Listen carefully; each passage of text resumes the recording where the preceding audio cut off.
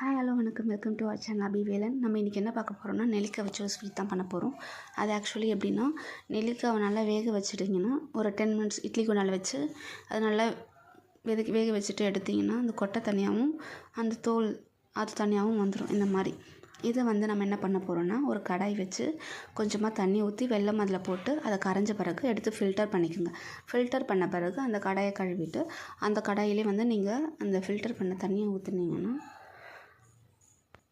Filter பண்ண தண்ணி ஊற்றி நல்லா கொதிக்க விடுங்க. கொதித்து அது கொஞ்சம் அந்த தண்ணி கொஞ்சம் சுண்ட பிறகு நீங்கள் கட் பண்ணி வச்ச அந்த நெல்லிக்காய் எடுத்து அதில் போட்டு ஒரு கிண்டி விட்டுட்டே இருங்க. கிண்டி விட்டுட்டே இருக்கும்போது அது ஒரு நல்ல ஒரு பக்குவத்தில் வரும்.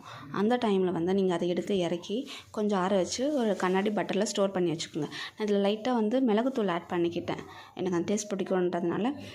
இது டெய்லி ஒரு ஸ்பூன் உங்கள் குழந்தைங்களுக்கும் இல்லை நீங்களும் சாப்பிட்டே வந்தீங்கன்னா, உங்களுக்கே தெரியும் நெல்லிக்காயில் எவ்வளோ ஹெல்த் பெனிஃபிட்ஸ் இருக்குன்னா, விட்டமின் சி இருக்குது, உடம்புக்கு ரொம்ப ஆரோக்கியம்.